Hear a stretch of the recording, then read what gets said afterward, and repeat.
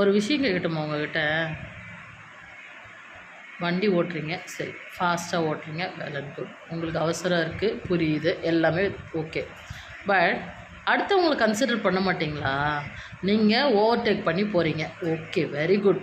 ஏன்னா நீங்கள் எதுவும் ஹார்ன் பண்ணல, எதுவும் இல்லை, நீங்கள் ஓவர்டேக் பண்ணி போகிறீங்க, அது உங்கள் இஷ்டம். ஆனால் ஓவர்டேக் பண்ணி போகிறல்ல, முன்னாடி போகிறதா இருந்தால் போயிடு. அதை விட்டுட்டு ஓவர்டேக் பண்ணி சடன்னாக லெஃப்ட் கட் பண்ணுறேன்.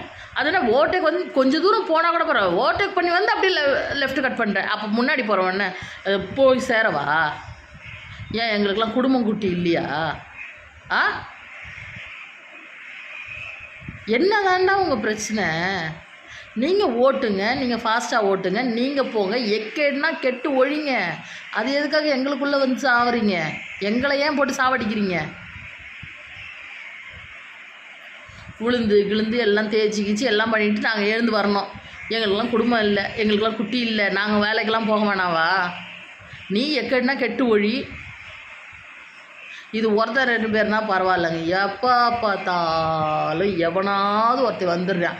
எங்கே தான் அவன் போகிறவன், நீ ஓவர்டேக் பண்ணி போயிடுன்ற. நான் நீ ஓவர்டேக் பண்ணி போறிய போ.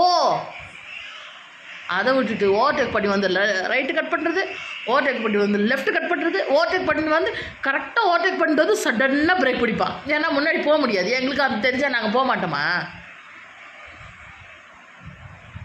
அவ்வளோ அவசரமாக இருந்தால் அவனுக்கு முன்னாடி போக வேண்டியது தானே? ஏன் முன்னாடி இன்னும் இது பண்ணுற?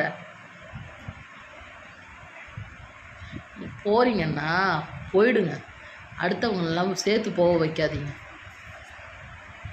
இதான் எங்களுக்கெல்லாம் பசங்க இருக்கிறாங்க. நாங்கள் என் பிள்ளைங்களை பார்க்கணும். மற்றவங்க எப்படின்னு எனக்கு தெரியாது. நான் யாரை பற்றியும் பேசலை, என்னை பற்றி நான் பேசுகிறேன்.